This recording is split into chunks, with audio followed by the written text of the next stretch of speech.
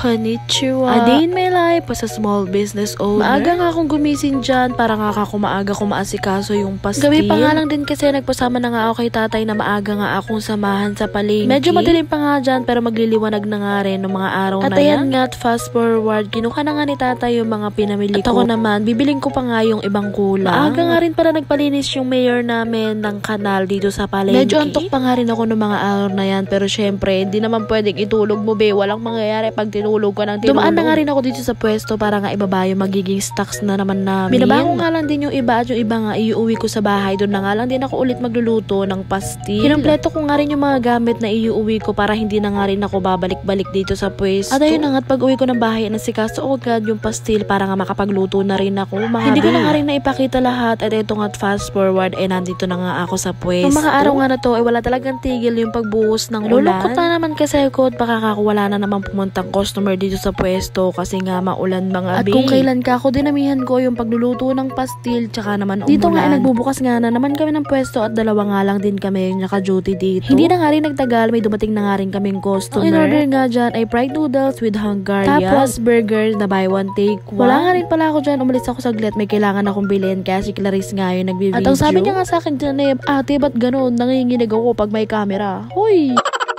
Dumating na nga rin ako dyan at eto nga't may pa-order nga ako na isang hot silog. Magda-dine in nga sila dyan at yung binili nga nila may kasama nga rin musubi, dalawa. Abay, Diyos, may marimar, nasabayan nga rin na nawalan nga kami ng gaso. Na din talaga, meron nga kami butane dito sa pwesto. Inaasikaso na nga rin pala namin dito yung mga sauce at hot sauce. Umuwi nga rin ako saglit para nga sunduin si tatay. At siya nga yung magtatanggal ng gasol at bibili ng gasol tapos ikakabit ulit. Thank you so much nga sa tatay ko na laging one call away. Umuulan pa nga rin ng mga araw na yan. Abay ba naman kasi wala talagang lubay yung pagpatak ng ulan. Maghapon yun, mga be, maghapon. Kaya nga baka nga konti lang yung customer namin nung mga araw na pero to. No, dyan ako nagkakamali. Makikita nyo na nga lang mamaya, nagsabay-sabay talaga. Sobrang napuno nga itong pwesto. At karamihan nga talaga sa mga customer namin puro pastil nga talaga yung binibili. And nga be, may ginagawa nga ako dyan na 9 na pastil. Take out nga ito lahat mga be. Promise ko talaga sa inyo na next week magre-release na nga tayo ng pastil in a jar. Kasi ang dami talaga nagre-request na pastil nga lang daw kung yan meron. Nga yung kaibigan ni Pukangkang na sinabi ko nga bumalik kinabukasan at bumalik nga sila mga be. Bumili sila ng 6 na pastil. Dito nga mga be, may mga dayo nga na naman tayong customer. Nag-order nga sila ng buraot dyan, isang pastil at isang suyo package for take out. Ito ang buraot namin ay 215 pesos nga, may kasama na nga ring drink. At yung pastil namin 30 pesos lang. Suyo package, may hotdog sandwich at fries, 60 pesos lang yun. Abay mga be, nakakangawit nga at hindi pa kami nakakaupo. Meron nga na naman kaming pa-order na pastil.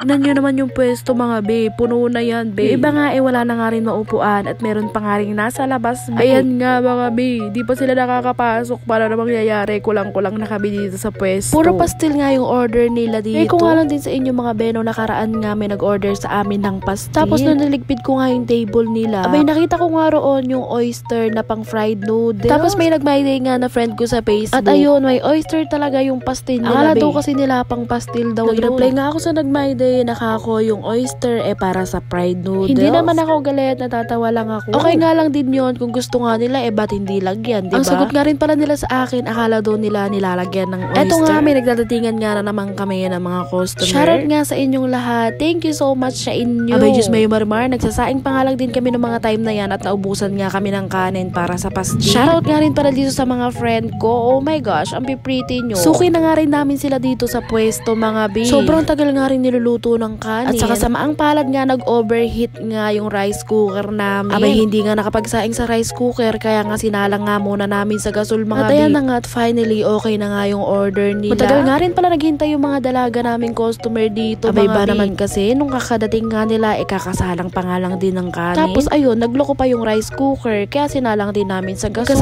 Pagkasalang nga rin namin ng kanin mga be. Ayun na naman, naubos na naman yung kanin ng mga gabing abay, na sold out nga talaga yung pastil namin. Thank you so much sa inyong lahat. Sobrang nakakapagod ng mga araw na to pero ang saya. Nagpahinga nga lang din kami saglit at ayan nga, nagsarado na nga kami. Ito na nga lang din pala yung natira sa pastil kaya nga inuwi ko at uulamin ko na kako to. At ayun, pag uwi ko nga ng bahay inulam ko na nga rin yan agad at nagugutom na nga rin talaga ako. O siya, hanggang dito na nga lang po ulit. Thank you so much po sa inyong lahat. Ingat po kayo palagi.